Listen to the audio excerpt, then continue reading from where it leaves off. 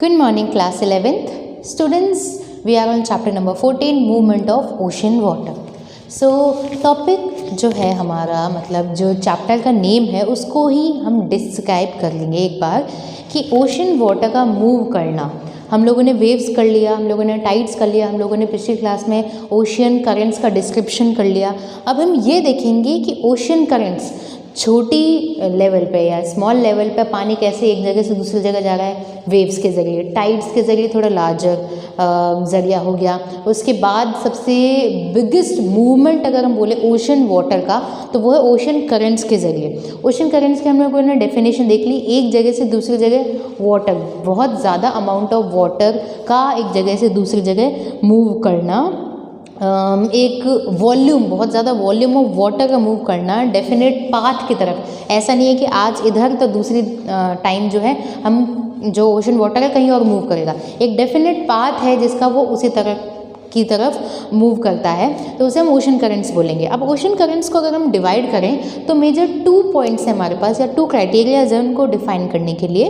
पहला है डेप्थ, मतलब गहराई के आधार पर हम लोगों ने इनको 2 पार्ट्स में डिवाइड किया है. उसके बाद है हमारा टेम्परेचर, टेम्परेचर के आधार पर भी हम लोगों ने इसे 2 पार्ट्स में डिवाइड किया है. टेम्परेचर के आधार पर हम लोग पिछली क्लास में डिस्क्राइब कर चुके थे कि कैसे उसे डिस्क्राइब किया गया था. ना अब डेप्थ की बात करते हैं. सबसे पहले इसका इंट्रोडक्टरी पार्ट हम लोग डन करते हैं. The ocean currents may be classified based on their depth. First है हमारा सरफेस करेंट्स. अब सरफेस करंट मतलब सरफेस करंट से नाम से ही पता चल जाता है कि ये जो करंट्स हैं वो ऊपर की तरफ ही रहेंगी. तो ये जो करंट्स हैं, सरफेस करंट्स हैं, वो ऑल ओवर मीन्स 100% में से ओनली 10% ऑफ वाटर एरिया को एक तरीके से कवर करती हैं. यहाँ पर हम बोले surface current constitute about 10% of all water in the ocean. जितना भी पानी है उसमें अगर हम सरफेस करंट का परसेंट देखें तो सिर्फ 10% सरफेस करंट्स होती हैं. And these water are the upper 400 metre of the ocean. और सरफेस मतलब ऊपरी तल जैसे हम बोलेंगे, और ये इनका जो पानी है वो कितना ऊपर रहेगा और अराउंड 400 मीटर तक इनका पानी रहेगा. ये हमारी सरफेस करंट और 400 मीटर तक की ये जितनी भी करंट्स हैं हम उसे बोलेंगे सरफेस करंट्स. अब अगर हम दूसरे पॉइंट्स की तरफ बढ़ते हैं, डीप वाटर करंट्स. ठीक है, डीप वाटर क्या हो गया? Under the surface currents. So, deep water currents make up the 90% of ocean water. अब 10% क्या था? Surface current. बाकी के बच्चे डीप वाटर करंट्स कितनी परसेंट है हमारे टोटल ओशन वाटर की? 90% डीप वाटर, गहरे समुद्र में ये वाटर करंट्स आपको देखने को मिलते हैं. Now, these water move around these water move around the ocean basin due to the variation of density and gravity. अब पानी है हमारा, नीचे है, पानी की जो डेंसिटी है वो अलग अलग जगह पे, इक्वेटर पे अलग है, पोल्स पे अलग है. तो डेंसिटी और ग्रेविटी की वजह से ये पानी एक जगह से दूसरी जगह मूव करता है. Deep water sink into the deep ocean basin at high latitudes where the temperature are cold enough to cause the density to increase. ये वाटर जो है वो सिंक डाउन करता है लैटिट्यूड में, हायर लैटिट्यूड में, जो कि आपको कल बता दिया गया था. पानी की कमी होने की वजह से कोल्ड ओशन करंट, जो कोल्ड वाटर है उसकी डेंसिटी कैसे होती है, वार्म वाटर की डेंसिटी कैसे होती है, कैसे ये दोनों एक दूसरे को रिलेट करते हुए एक दूसरे की पूर्ति करते हैं. That we all have discuss in the previous class. Now depth के हिसाब से 2 करंट्स हमने देखी. सरफेस करंट, ये रही सरफेस करंट, 10% ही पूरे ओशन वाटर का कवर करती हैं अराउंड 400 मीटर तक. उसके बाद हम डीप वाटर करंट्स की तरफ आते हैं जो 90% ऑफ ओशन करंट्स हैं. एंड ये मूव फॉरवर्ड करती to the density and gravity. Okay, now temperature पे हम बोलेंगे, अगर ओशन करंट्स को टेम्परेचर के आधार पर अगर डिवाइड किया जाता है, मतलब तापमान के आधार पर हम ओशन करंट्स को डिवाइड कर रहे हैं, तो 2 टाइप्स की ओशन करंट्स होती हैं. पहला है कोल्ड करंट्स, ठंडी जलधाराएं. दूसरा है वार्म करंट्स, गर्म जलधाराएं. अब अगर हम 2 नाम ले रहे हैं यहाँ पर, ठंडी जलधारा और गर्म जलधारा, तो ठंडी और गर्म मतलब टेम्परेचर से अगर हम डिनोट करेंगे इन दोनों को तो डायरेक्टली हमारे दिमाग में आ जाना चाहिए ये एक ग्लोब का डायग्राम. अब टेम्परेचर की बात हो रही है, हाईएस्ट टेम्परेचर कहाँ रहता है, HT अगर मैं इसको इंडिकेट कर दूँ, हाई टेम्परेचर 0 डिग्री के आसपास रहेगा, इक्वेटर के आसपास रहेगा, और लो टेम्परेचर रहता है हमारा पोल्स की साइड में। तो वार्म करेंट्स कहाँ से जनरेट होंगी, वार्म करेंट्स जनरेट होंगी 0 डिग्री के आसपास से, और लो करेंट्स जो है कोल्ड करेंट्स जो है वो कहाँ से जनरेट होंगी, लो टेम्परेचर से। सिंपल सा एक कॉमन सेंस की बात है, टेम्परेचर ज़्यादा वहाँ से वार्म करंट निकलेंगे, टेम्परेचर कम वहाँ से कोल्ड करेंट्स निकलेंगे। टेम्परेचर के आधार पर इनको एक तरीके से डिफाइन किया गया है। इनकी एक बार डिस्क्रिप्शन देख लेते हैं। Ocean currents can also be classified on the basis of temperature. First है cold currents first cold current, second is warm currents. Cold currents bring cold water into warm water areas. These currents are usually found in the west coast of the continent, in the low and middle latitudes, true in both hemisphere, and on the east coast in the higher latitude in the northern hemisphere.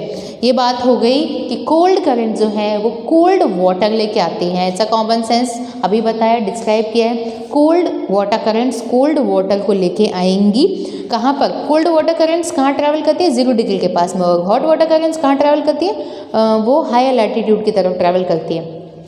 तो cold water currents हमें कहाँ कहाँ देखने को मिलेंगी, polar regions में and mid latitudes में, मतलब higher latitude and mid latitude, latitude भी low latitude, lower latitude, middle latitude और हाई लैटिट्यूड। तो कहाँ मिल रही है हमको, हाई लैटिट्यूड और लो लैटिट्यूड के पास में हमें कोल्ड करंट्स देखने को मिल रही है। अब अगर हम हॉट करंट्स की बात करते हैं या फिर वार्म करंट्स की बात करते हैं, तो warm currents bring warm water into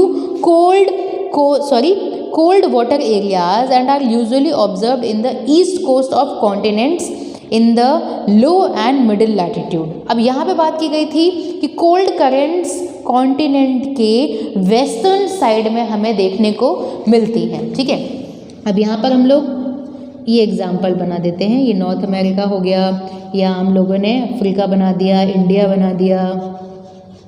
ठीक है, ये रहा, ये आपकी करेंट्स हो गई। चलिए, कोल्ड वाटर करंट्स आपको देखने को मिलती हैं। These currents are usually found on the west coast of the continents to the low and middle latitude. यहाँ से आपकी क्या हो जाएंगी, कोल्ड वाटर करंट्स जनरेट होती हैं। एंड वही हम वार्म ओशन करंट्स की बात करें तो वार्म ओशियन करंट्स आपको ईस्ट कोस्ट पर देखने को मिलेंगी, कॉन्टिनेंट्स के ईस्टर्न कोस्ट पर वार्म करंट्स मिलती हैं। Now warm ocean currents bring warm water into cold water areas and are usually observed in the east coast of the continent in the lower and middle latitude. हमने बात किया कि middle और higher latitude पर cold currents देखने को मिलती हैं, और वहीं पर अगर हम हॉट करंट्स या वार्म करंट्स की बात करें तो वो यहाँ पर और mid latitude means lower latitude और मिड लैटिट्यूड्स में आपको वार्म करंट देखने को मिलेंगे। तो सिर्फ डिफरेंशिएशन में बोले, लोअर लैटिट्यूड मिडिल लैटिट्यूड में warm currents and higher latitude and middle latitudes में आपको कोल्ड करंट्स देखने को मिलती है। Okay, now in the northern hemisphere they are found in the western coast of continents in high latitude. Northern hemisphere में जो warm currents हैं आपको वेस्ट कोस्ट पर कॉन्टिनेंट के हाई लैटिट्यूड्स में देखने को मिलती है। चलिए, अब ये तो बात हो गई डेप्थ के आधार पर, गहराई के आधार पर, surface current, deep water currents. Temperature के आधार पर 2 टाइप्स में हम लोगों ने डिवाइड कर दिया।